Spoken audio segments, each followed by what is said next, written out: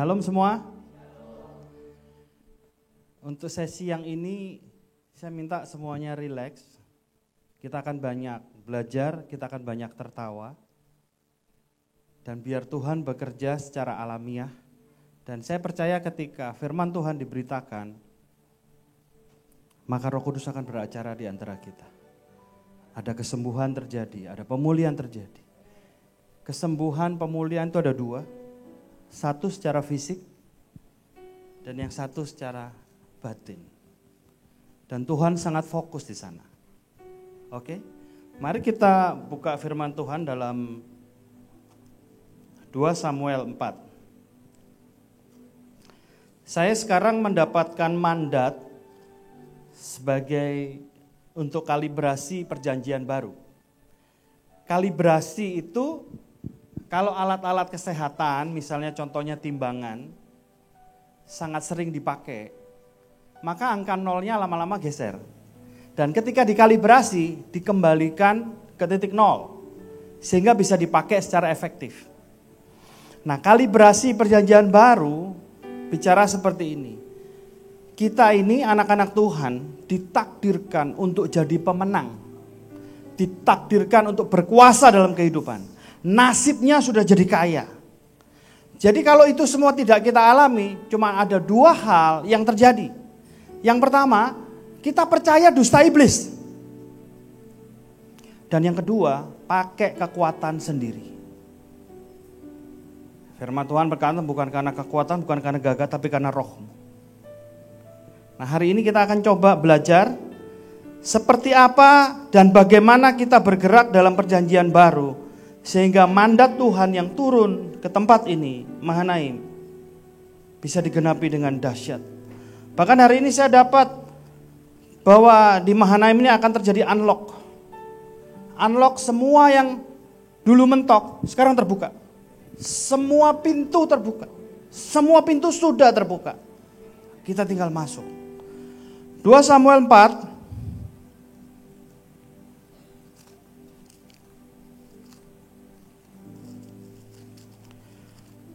2 Samuel 4 ayat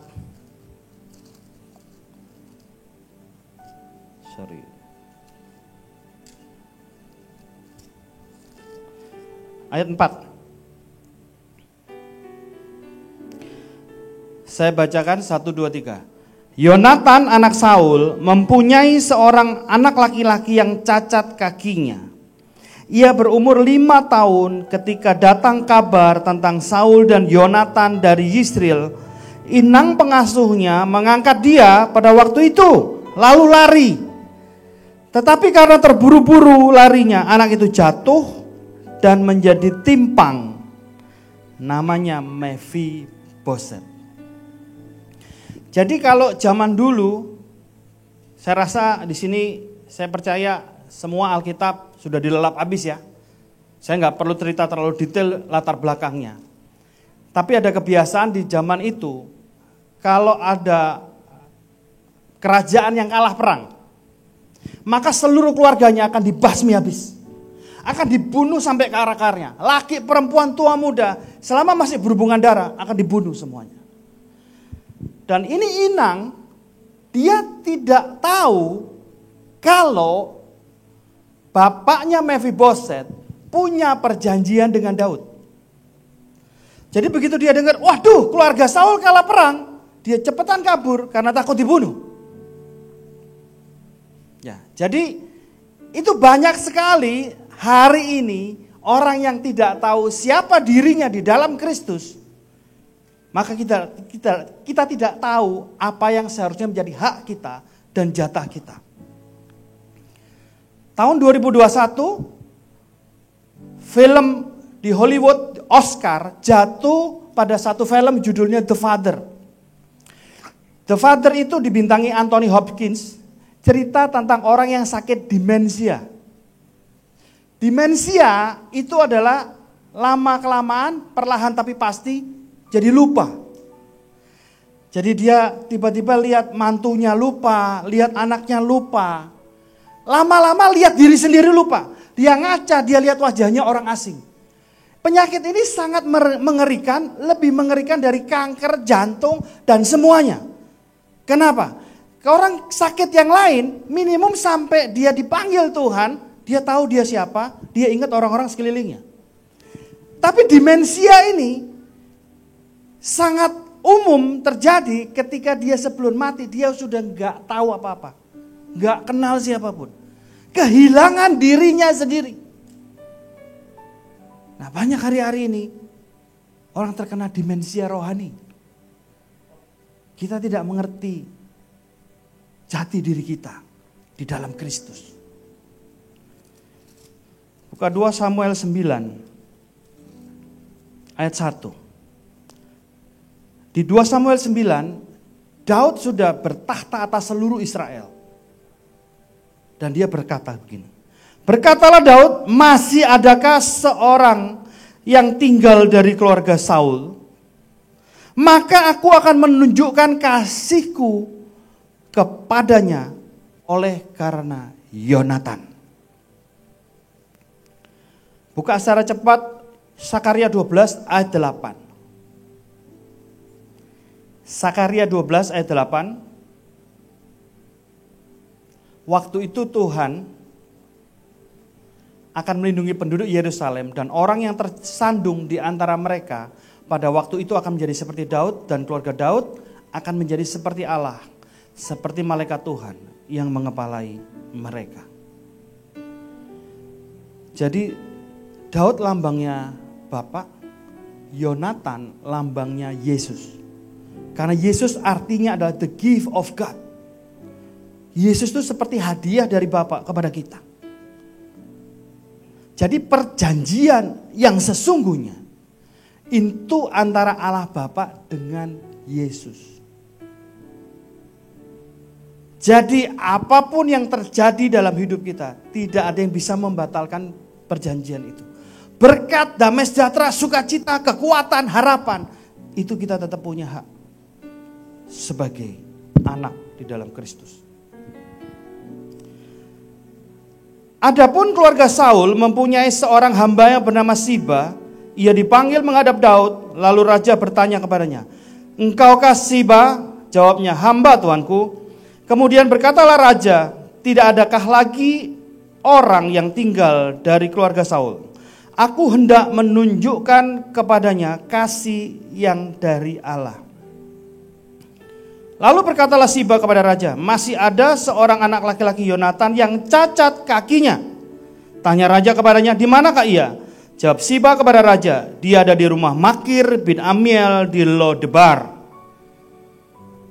Makir bicara artinya adalah terpenjara. Lodebar itu bicara tempat padang gurun atau tidak ada kehidupan.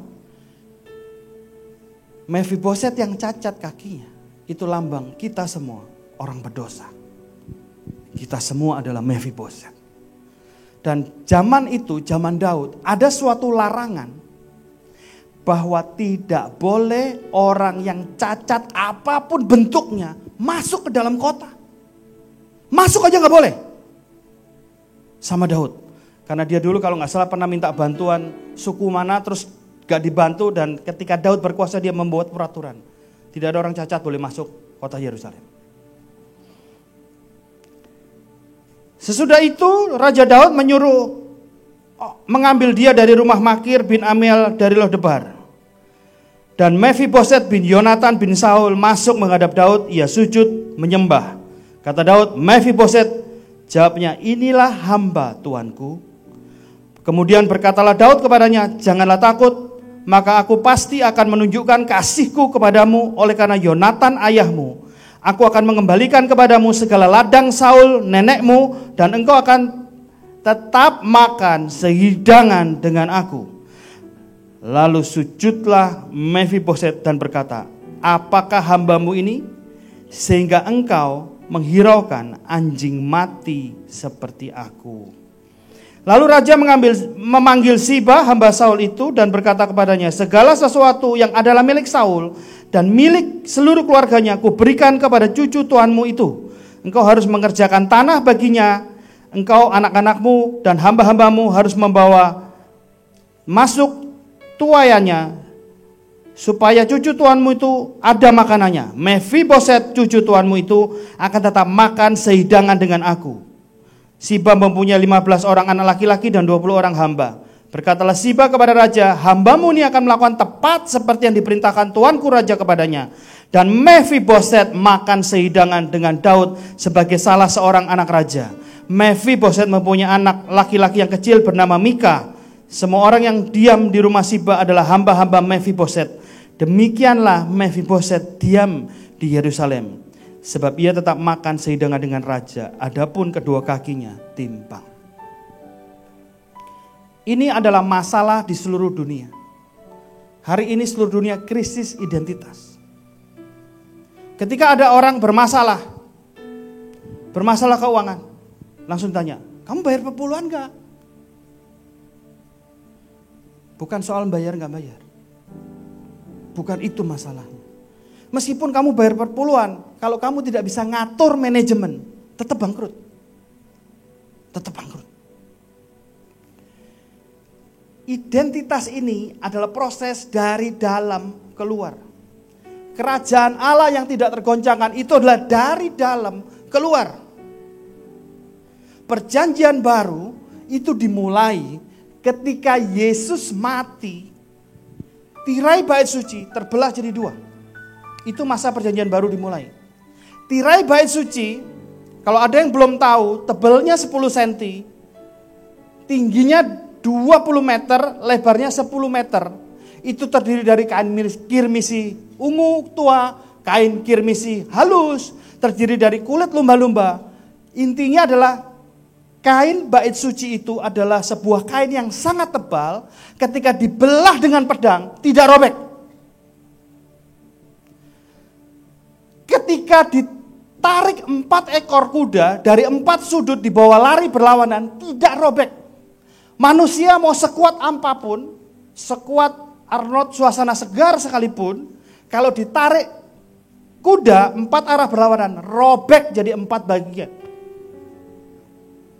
Tiba-tiba, dan itu tirai yang membatasi dari ruangan kudus masuk ke ruangan maha kudus. Saking tebalnya kayak gitu. Apa yang Tuhan mau ngomong kepada kita ketika hal itu terjadi dengan sangat natural dan alamiah? Mulai dari Yesus mati, tidak ada lagi yang bisa menghalangi siapapun untuk ketemu Tuhan. Apapun tidak bisa menghalangi untuk setiap kita berjumpa dengan Raja di atas segala raja. Tapi efek lainnya, kita nggak bisa dompleng atau numpang siapapun. Efek lainnya, kita harus berjumpa dengan Tuhan sendiri. Kitab Ayub, pada Ayub pasal 42, dia berkata, dulu aku kenal Tuhan dari kata orang, tapi sekarang aku mengenal Dia secara pribadi. Dan selesai kitab Ayub, ditutup di pasal 42. Kalau Ayub ngomong begitu di pasal 10, maka kitab Ayub cuma 10 pasal. Sebenarnya yang membuat lama pertolongan Tuhan dalam hidup kita adalah kita sendiri. Begitu kita ketemu Tuhan, selesai. Konsep perjanjian baru adalah kita terima semuanya. Kita bukan melakukan untuk mendapat. Karena kita sudah mengalami, kita sudah mendapat, maka kita melakukan. Orang dulu bayar perpuluhan, baca Alkitab, berdoa supaya diberkati. Di perjanjian baru terbalik. Karena saya sudah diberkati, maka saya memberi. Saya berdoa bukan karena supaya saya diberkati, tapi karena saya rindu mengenal Dia. Saya melayani karena saya lebih dulu dilayani oleh Tuhan, dikasihi oleh Tuhan. Tidak ada satupun orang sanggup mengasihi siapapun dengan kekuatannya sendiri. Lihat aja rumah tangga, makin lama kan makin ribut kan. Kalau mereka tidak mengalami Tuhan secara pribadi masing-masing, maka tidak ada rumah tangga yang bisa bertahan. Hari ini begitu sulit. Hari ini saya berani tidak mendorong orang untuk melakukan apapun. Tapi saya mendorong tuh orang untuk mengalami Tuhan secara pribadi, bukan dari kata orang. Karena tidak ada orang yang mengalami Tuhan tidak melakukan apa-apa. Tidak ada. Tidak ada. Kita ketemu Tuhan, kita selesai dengan diri sendiri. Hari-hari ini saya lihat secara kehidupan, saya tidak lagi mengalami dikotomi, artinya mimbar di luar mimbar, enggak. Pelayanan enggak. Yang terpenting dalam kehidupan itu apa? Yang terpenting dalam kehidupan adalah kehidupan itu sendiri. Yohanes 10 ayat 10 berkata, Tuhan datang supaya kita semua mengalami hidup yang berkelimpahan. Saya nggak habis pikir kalau ada anak Tuhan bermasalah dengan omongan orang, artinya dia tidak mengalami Tuhan secara pribadi. Suatu hari saya nonton YouTube-nya Bu Iin mengenai perjanjian matahari. Saya dengerin, saya simak. Dan satu titik saya syok dan sampai saya ulang. Dia ngomong begini. Kalau saya bisa reinkarnasi, saya bisa memilih kembali, saya hidup harus jadi apa atau jadi siapa. Saya akan tetap memilih untuk jadi diri saya yang sekarang, yang hari ini. Itu membawa saya sebuah perenungan yang amat sangat dalam. Kenapa? Tidak ada manusia yang tidak pernah salah pilih, salah keputusan, salah langkah dalam hidup. Tiap orang selalu berpikir kalau saya bisa ngulang, maka di sini saya akan memilih B, bukan A. Kalau saya bisa ngulang, maka di situ titiknya saya tidak akan melakukan kayak gitu. Begitu banyak penyesalan-penyesalan yang kita tidak bisa terima. Itu namanya kita belum pernah selesai dengan diri sendiri. Karena kita harusnya nggak begini, nggak begitu. Ada yang melihat, menyalahkan orang dan situasi dan kondisi. Saya kasih tahu ya, semua konglomerat, semua orang sukses dalam hidup ini, semua mengalami hal yang sama. Saya bicara konglomerat dan orang sukses, saya nggak bicara soal anak-anak mereka. Anak-anak mereka tinggal menikmati. Tapi kalau bicara orang yang zero, tiba-tiba jadi somebody, itu semua mengalami tantangan yang sama. Bedanya mereka menang, das, dalam hidup mereka naik. Kita sudah mendapat kekuatan tertinggi dalam kehidupan, yaitu Yesus di dalam kita. Roh yang membangkitkan Yesus dari antara orang mati, ada, tinggal, berdiam, dwelling in us. Identitas kita di dalam Kristus itu seperti ini. Ada yang suka lukisan, tahu lukisannya Pablo Picasso? Pablo Picasso itu adalah seorang pelukis yang hari ini sangat dicari di seluruh dunia. Tapi kalau pernah lihat lukisannya, saya pernah lihat beberapa di film, dan menurut saya itu lukisan tidak menarik, aneh. Tapi orang berani bayar jutaan dolar untuk satu. Kalau ada orang berani bayar harga jutaan dolar lukisan itu, maka ya itulah harganya. Dia yang menciptakan Pablo Picasso, itu lukisannya kalau asli, orang pasti kaya. Jutaan dolar harganya, berani bayar. Kalau Tuhan yang menciptakan saya berharga. Tidak peduli pikiran orang, tidak peduli omongan orang. Jangan mau diintimidasi oleh situasi dan kondisi. Tadi saya waktu ke Mahanaim masuk tol, tiba-tiba di pinggir kami ada mobil yang mewah-mewah, BMW set 3, set 4, set apa aja, Mini Cooper apa, waduh keren-keren, semua atapnya dibuka, itu mahal-mahal. Ternyata mereka lagi syuting. Saya kira saya disambut oleh pasukan malaikat dari sorga. Wow. Dan mobil itu harganya miliaran. Bahkan Ferrari itu konon katanya hari ini harganya 5M. Kalau ada orang berani bayar 5M untuk satu mobil Ferrari, ya harganya segitu. Buka 1 Petrus 1 ayat 18. 1 Petrus 1 ayat 18.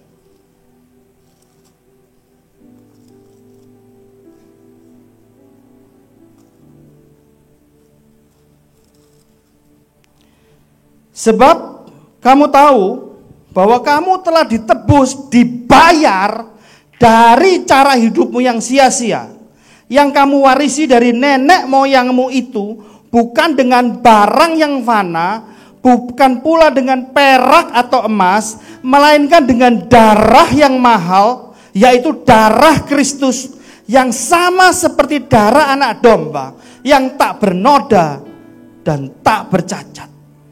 Ia telah dipilih sebelum dunia dijadikan.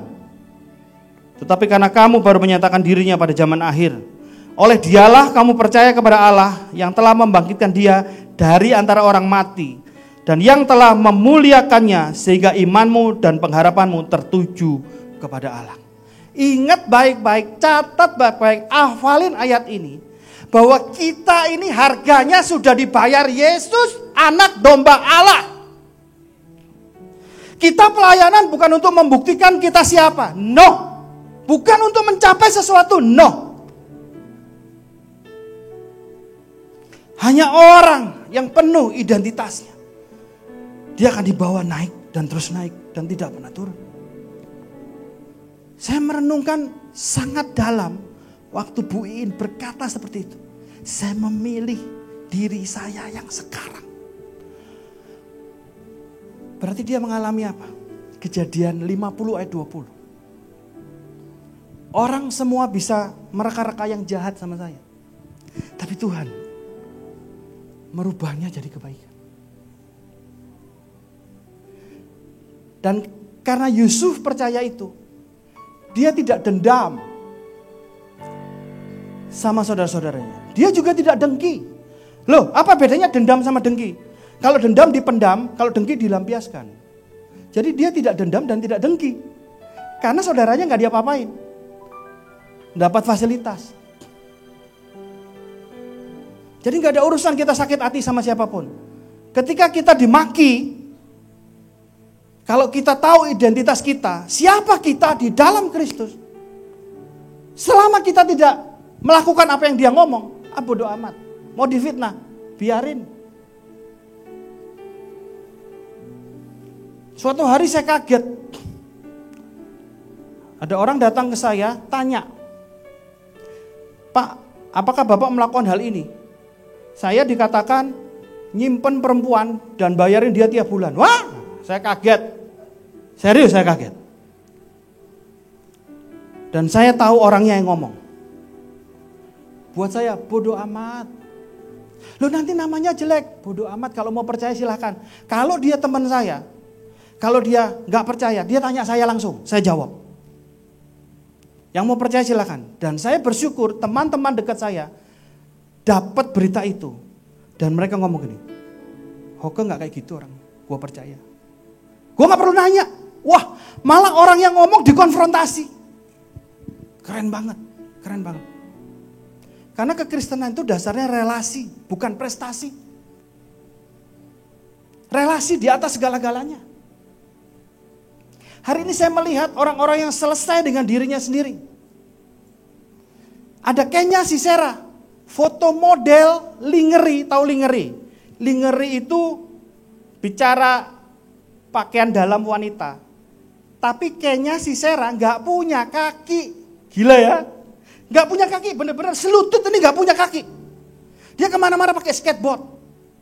Dia bahkan nggak mau pakai kursi roda. Dia foto model internasional, pakai bikini, pakai lingerie, dibayar sangat mahal, nggak punya kaki.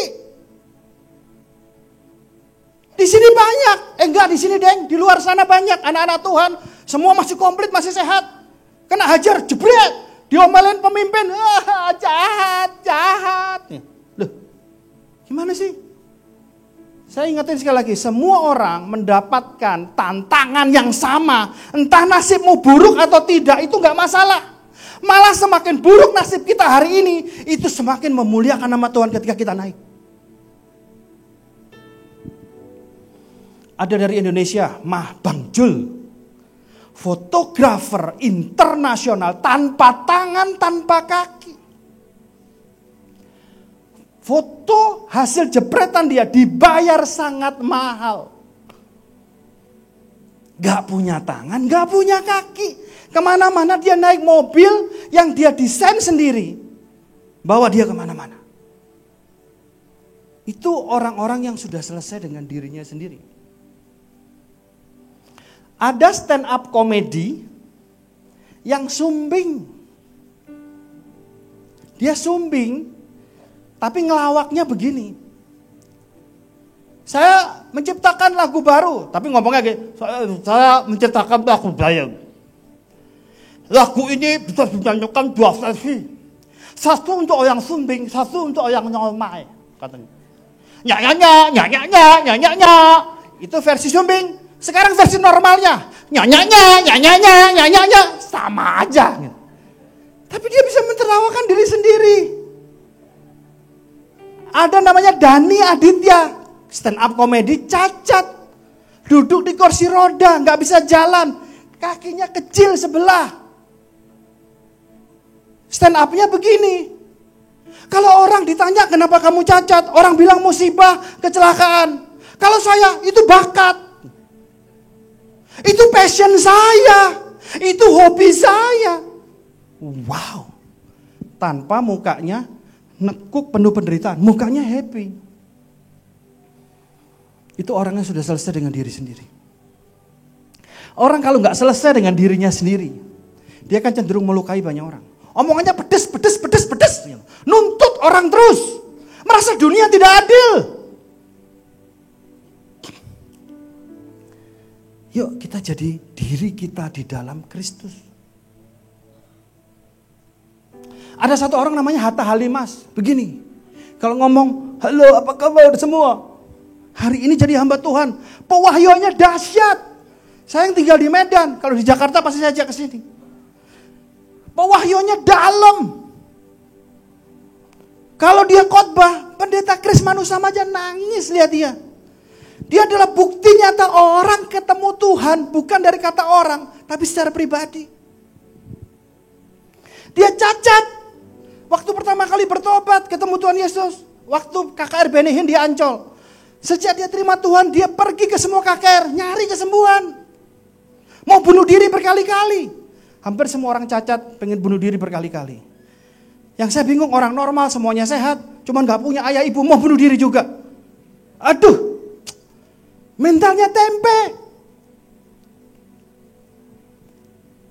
Sampai suatu malam, Hatta dengar suaranya. Pencipta langit dan bumi ngomong langsung kepada dia. Hatta, di mataku kamu normal. Sejak itu sampai sekarang, dia gak pernah lagi cari kesembuhan. Dia bisa menatap mata orang, seakan sama-sama normal. Dia bisa ngomong firman Tuhan dengan luar biasa. Dari dia saya juga tahu, ngerti bahwa dosa itu bukan hanya apa yang kita lakukan, tapi juga apa yang tidak kita lakukan. Sebab firman berkata, kalau ada orang tahu caranya bagaimana berbuat baik, tidak melakukan, ia dosa. Dosa itu adalah cacat di bieng jati diri kita. Geser. Percaya Tuhan baik itu dasar fondasi kita dalam hidup ini. Bahkan Roma 14 berkata, kalau segala sesuatu kamu lakukan tanpa iman itu dosa.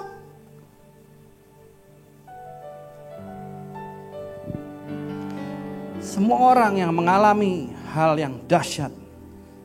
Karena ini Mahanaim sampai kita cobain.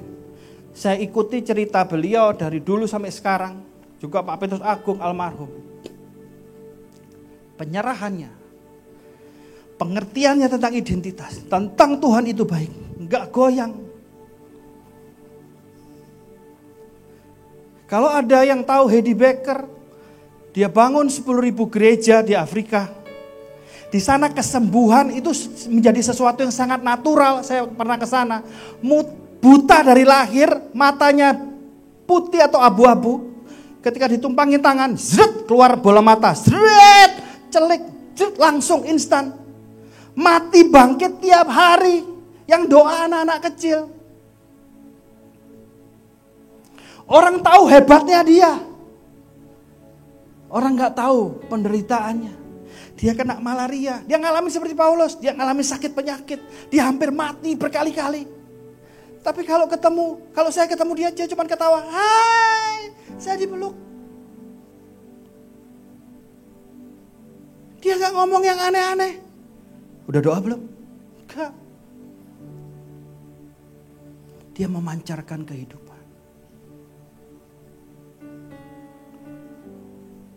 Saya ingat satu peristiwa Heidi Baker itu sakit saking parahnya. Dia gak bisa bangun bahkan. Dia cuma minta digotong dalam sebuah seminar. Di situ Tuhan sembuhin, dia bangkit secara supernatural. Berkali-kali hampir mati. Tapi dia gak pernah cerita itu di mimbar. Dia cuma cerita tentang kebaikan Tuhan. Tuhan baik, bukan dari kata orang. Jalan kerajaan itu sesuatu yang di dalam keluar. Prakteknya gimana? Saya dulu punya pemimpin gembala. Itu anaknya konglomerat nomor 150 di Indonesia. Dia bukan hanya anak konglomerat, dia presiden direktur sebuah perusahaan besar yang nilainya puluhan juta US. Dia di gereja gembala sidang nomor 1, di rumah kepala keluarga. Jadi gak pernah dia nomor 2, seumur hidup nomor 1 terus. Dia punya uang, dia bisa dengar suara Tuhan clear, firman luar biasa tajam.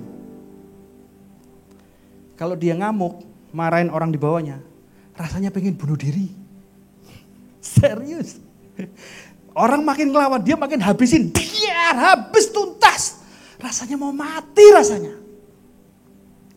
Banyak orang-orang di bawahnya. Selesai itu berbulan-bulan, bahkan bertahun-tahun dongkol sebel terus di sini. Pernah saya habis satu tim, peperangan rohani ke Wonogiri. Peperangannya terjadi mujizat, ajaib, luar biasa. Datang ketemu, bukannya disambut, dipuji, dimaki-maki. Satu tim dimaki-maki, mukanya hitam semua. Udah keluar racunnya, ungu-ungu semua. Rasanya pengen bunuh balik.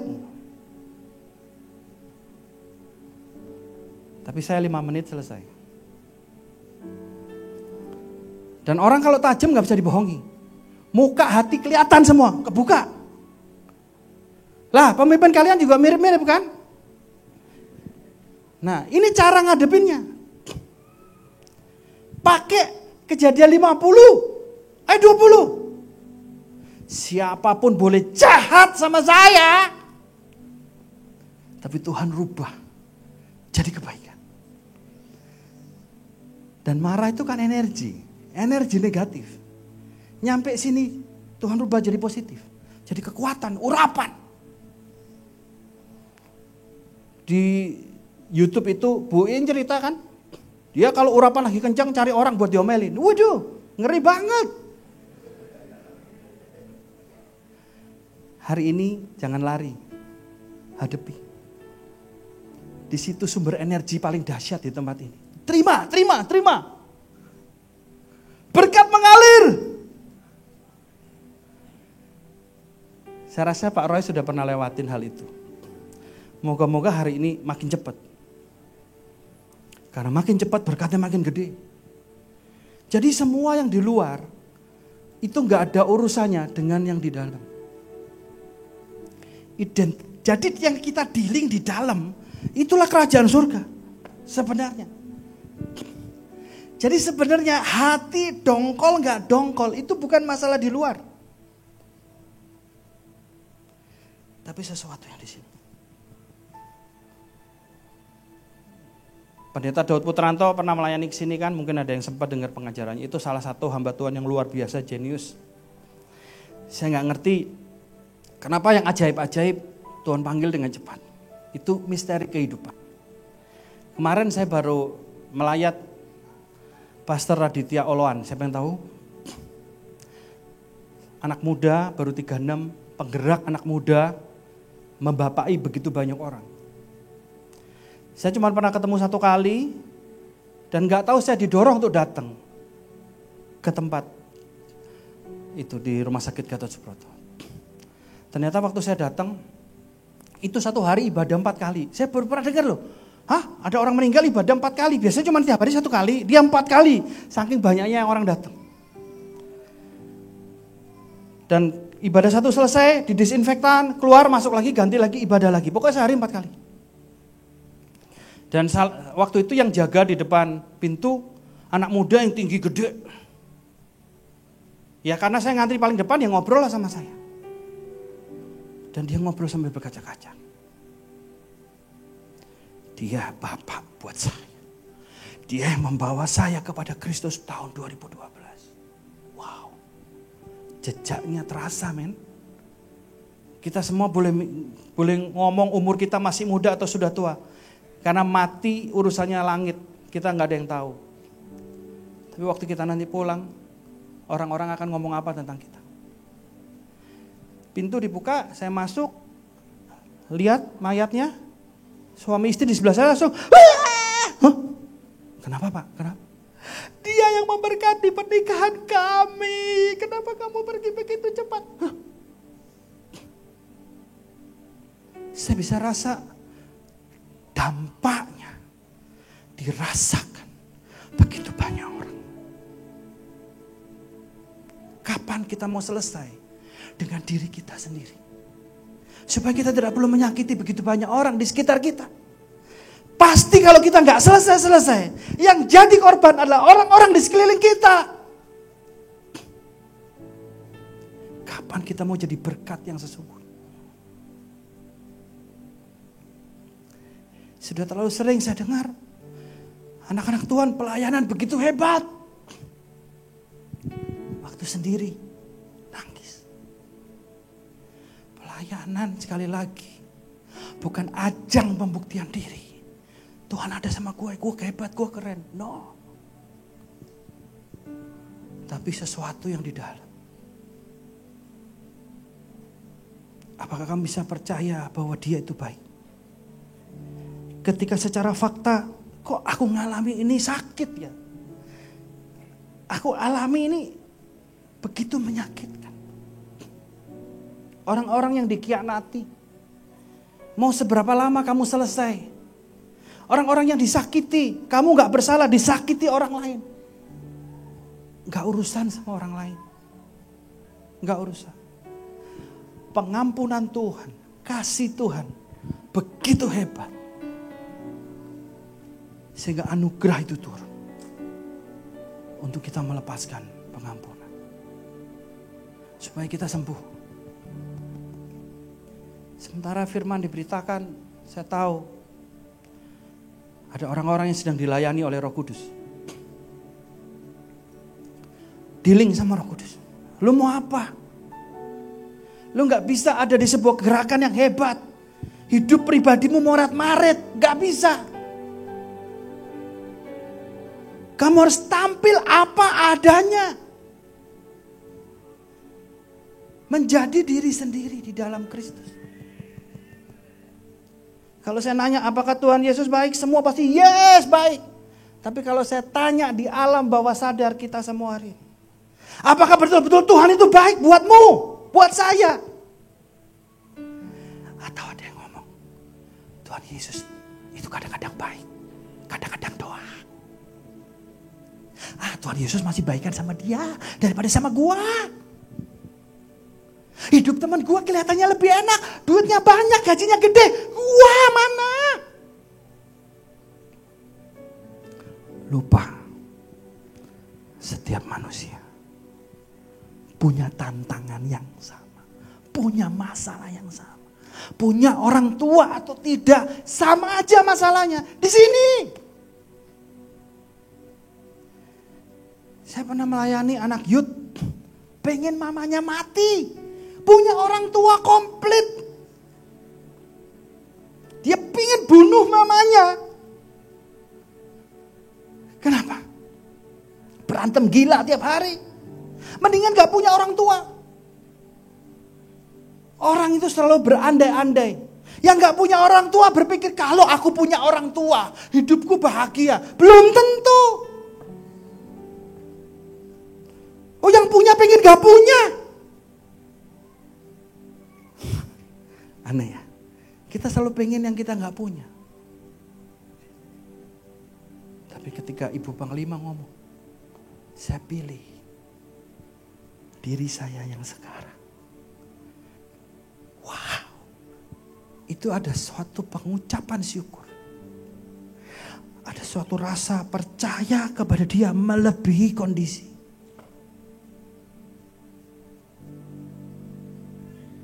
Iman itu bukan menyangkali fakta. Iman itu mengatasi fakta. Banyak orang berkata, hamba Tuhan mengajar, jangan berharap kepada manusia, nanti kamu kecewa. Tapi ada anak-anak Tuhan, sudah berdoa hanya kepada Tuhan, tidak berharap kepada manusia.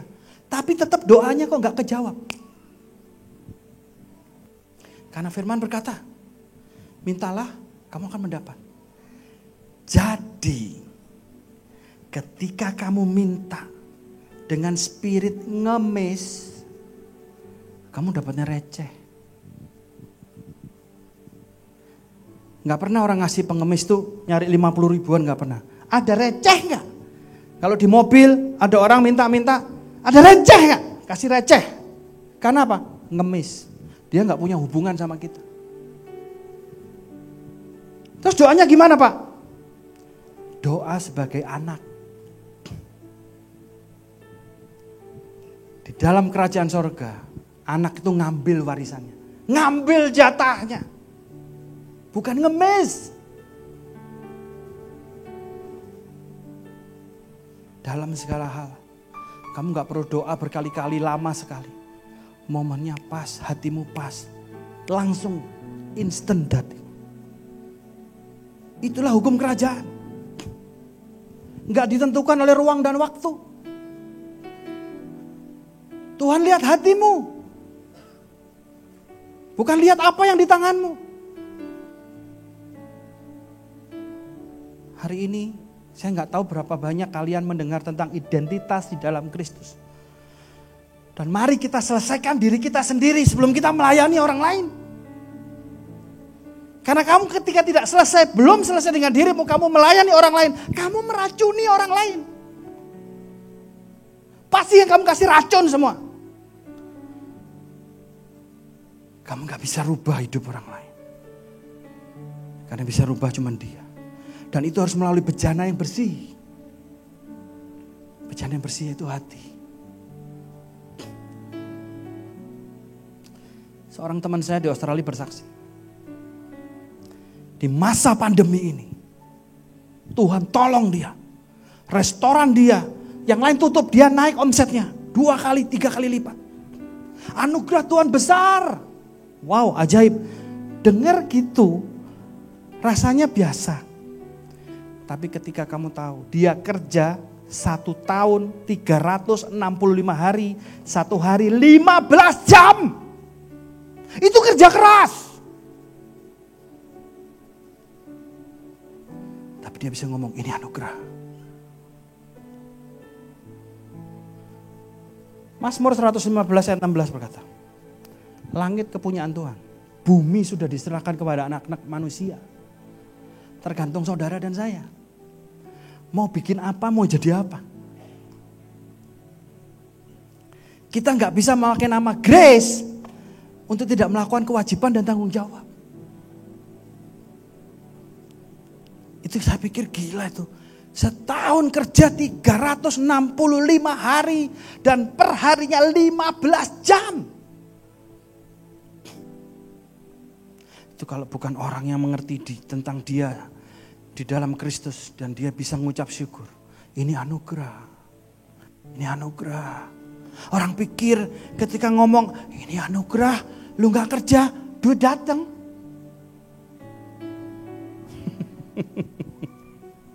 Paulus adalah orang yang paling mengerti grace dan mengajarkan grace. Tapi dia kerja paling keras di antara semua para rasul. Justru dari situlah tahu betapa besar anugerah yang sedang kita alami. Makin parah kondisi yang sedang kita alami, kita mengucap syukur, kita tersenyum. Itu orang yang mengalami anugerah. Sebab kekuatan seperti itu hanya bisa dari Tuhan. Gak bisa dengan kekuatan sendiri. Expired pasti. Expired collapse. Roma 5 ayat 17 berkata, oleh karena satu orang kena dosa. Karena satu orang juga. Semua orang mengalami kelimpahan kasih karunia. Dan anugerah kebenaran. Banyak orang khotbah tentang kasih karunia dan kebenaran terpisah. Saya enggak, itu satu mata uang. Itu satu mata uang. Kita lakukan yang terbaik. Ketika berhasil, ini anugerah. Ketika nggak berhasil, saya nggak frustasi. Ini cuman sukses yang tertunda. Itu mental pemenang. Jangan sampai kita udah nyembah Tuhan segala Tuhan. Raja di atas segala raja. Tapi nasib kita jadi pecundang. Bukan salah Tuhan, bukan salah orang, bukan salah situasi dan kondisi. Salah kita. Karena tiap orang harus masuk punya jalannya masing-masing. Gak ada yang sama. Dalemannya gak ada yang sama. Panasnya gak ada yang tahu. Cuman kita sendiri yang tahu. Tapi orang yang mental tempe selalu ngomong, lu gak tahu apa yang gue alami. Aduh. Lu harus tahu, Tuhan lu lebih besar dari apapun yang kau alami.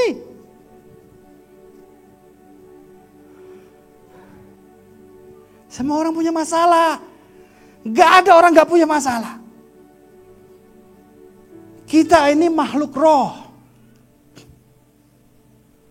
Makanya ketika kita menginjil, melayani, kita sentuh titik kehidupan orang. Gak mungkin orang itu gak bertobat. Waktu itu saya pernah dibawa Tuhan seminar Bill Johnson di Singapura. Karena saya nggak punya banyak uang, saya ikut program di gereja yang mengadakan, yaitu selama seminggu saya tinggal di rumah jemaat. Memang seminar tapi saya tinggal di rumah jemaat. Dan kebetulan saya tinggal di sepasang suami istri yang nggak punya anak di salah satu flat di Singapura. Dan tiap kali pergi ke seminar, kita naik taksi atau Grab. Mereka yang fasilitasi saya. Dan mereka sendiri juga ikut seminar. Saya cuma tahu kemanapun saya pergi, Tuhan akan appoint saya untuk memberkati banyak orang. Saya juga gak terlalu rohani, saya gak terlalu kuat dalam penginjilan. Tapi yang aneh, selama saya tinggal di rumah mereka, setiap kali naik taksi, pergi dan pulang, saya injili sopirnya dan terima Yesus semua. Gue sampai bingung, Inggrisnya belepotan. 2 hari terakhir saya suruh mereka nginjil. Dan mereka semua terima Yesus. Itu gak kepikir bisa ngomong tek tek tek. Nasib orang ini deng deng deng. Orang itu terima Yesus sambil nyetir. Dalam bahasa Inggris. Saya pernah di Hong Kong khotbah bahasa Inggris. Stres saya. Waduh, ini gak bisa ngalir nih. Ini saya ngomong belepotan gak apa-apa, tapi kan saya ngalir terus ya. Tapi kalau bahasa Inggris habis ngomong satu kalimat mikir, ini selanjutnya apa gitu. Gak biasa. Gitu mau ke bangsa-bangsa, Inggris saja gak lancar ya. Jadi kita ini mesti belajar tahu diri. Di dalam Kristus tidak ada yang mustahil. Selama kamu tahu caranya. Kalau gak tahu ya gak nyampe, gak terima. Gimana tahu caranya? Ya belajar mengenal dia. Satu-satunya yang kita bawa sampai kekekalan adalah pengenalan akan Kristus. Seperti apa kita berpikir tentang Dia sekarang. Sekarang ini pulang saya mati nih, jret. Seperti itulah saya di alam kekekalan. Dan yang paling penting dalam tahap kedatangan Yesus yang kedua, bukan kapan Dia datang, tapi kesiapan kita semua. Kalau nanti malam Tuhan datang, siap gak kita? Kedatangan Tuhan bisa Dia yang datang kepada kita, atau kita yang ngadep Dia. Lu itu Raditya Oloan sehari sebelum check out masih nulis di Instagram. Begini. Dia sendiri gak tahu dia akan pulang. Dia sendiri lo gak tahu. Dan buat saya hari ini, di dalam Kristus, siapapun yang meninggal, ya sudah. Saya gak mau bahas dia meninggal kenapa, selesai gak selesai, sudah bukan urusan. Sudah kita berkati saja. Untuk keluarganya, untuk orang-orang di sekelilingnya. Kita jangan selalu kasih beban kepada orang lain. Pelayanan perjanjian baru menurut saya dasarnya ABCD. Apa itu ABCD? Always, build up, cheer up, draw near to God. Jadi selalu membangun, selalu membawa harapan, sukacita, dan membawa melekat kepada Tuhan. Itu pelayanan perjanjian baru. Caranya gak penting. Tapi kalau kita bisa bergerak dalam ketepatan, maka itu akan efektif. Ada seorang pendoa ketika dia naik gunung, ini terjadi di Amerika, tiba-tiba dia digerakkan untuk mendoakan, mengurapi dengan perjamuan kudus suatu batu. Selesai dia doakan, dia deklarasi, dia pulang. Tiba-tiba roh Tuhan mendorong lagi naik lebih tinggi. Di atas sana ketemu altar penyembahan yang disebut mimbar iblis. Hitam. Karena itu orang dibakar, orang naik di atasnya. Penyembahan berhala. Penyembahan kepada iblis. Dia naik, panas kakinya. Dia turun, dia pegang, dingin. Wah, udah mengerikan. Tapi dia ikuti apa yang roh mau. Dia pulang. Bertahun-tahun kemudian ada penyembah iblis atau imamnya bertobat. Dan dia cerita, dia bingung setiap tahun wilayah mereka hilang tiba-tiba. Dem. Loh, dia gak tahu siapa yang ngelakukan. Ternyata orang ini yang ngelakukan, hamba Tuhan ini. Ketepatan itu seperti itu. Makanya Bu In selalu tanya, selalu teriak ketepatan. Karena kalau tepat, cik, di jantungnya, selesai. Gak usah lama-lama. Saya mau tutup dengan cerita. Waktu Adam dan Hawa jatuh dalam dosa. Baca Alkitab ini, kadang-kadang harus pakai otak kanan. Seringkali harus pakai otak kanan ketika kita bisa tahu kayak apa sih kondisinya. Waktu Tuhan tanya, di mana engkau? Saya kira dulu saya baca itu ya biasa, sampai saya ketemu teman, saudara yang ngasih tahu saya insight-nya. Firman Tuhan ini kalau tersingkap, dia akan menjadi terang. Menjadi tuntunan buat orang bodoh. Dan dia ngomong gini, waktu Tuhan ngomong di mana engkau, itu sama seperti orang tua yang kehilangan anaknya hilang. Saya langsung nangkep, saya tahu persis kenapa. Anak saya waktu umur 5 tahun pernah hilang di ITC Mangga 2. Waktu itu ITC Mangga 2 mau Imlek, ramenya kayak dawet. Orang gak bisa lewat. Udah desel-desel sana, desel sini. Waktu itu istri saya buka butik di sana, peresmian. Saya mau ke ATM. Saya pikir anak saya ikut mamanya. Mamanya pikir anaknya ikut saya. Saya ke ATM aja. Waktu pulang ditanya sama mamanya, si Joshua mana? Loh, bukannya sama kamu? Enggak, langsung mamanya, wah nangis dia. Wah, lihat lautan orang udah stresnya luar biasa. Dan saya kayak jantungnya copot, wus gitu. Wus itu Karena mungkin cowok gak kelihatan nangis, tapi hati ini jantung kayak copot, wuts, gitu. Anak gua hilang gitu. Wah itu doa macam-macam udah panjatin, ini gak kelihatan orang, ini orang semua, anak saya 5 tahun. Waduh, apalagi dulu sering dapat cerita penculikan anak, waduh dijual ke luar negeri. Wah panik gak karuan. Puji Tuhan, anaknya ketemu di tempat main anak. Dia jalan-jalan sendirian, lihat itu banyak mainan, playground, dia masuk situ. Dan kebetulan mbaknya baik. Nak sini nak main, nanti orang tuamu pasti ke sini. Tapi ternyata itulah yang Tuhan rasakan ketika Adam dan Hawa jatuh dalam dosa. Anak gua hilang. Jantungnya kayak copot. Makanya dia lakukan apapun untuk buat anaknya balik. Supaya bisa jalan bersama-sama lagi.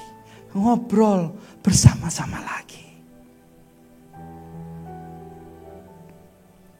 Itulah pesan perjanjian baru. Mari kita berdoa.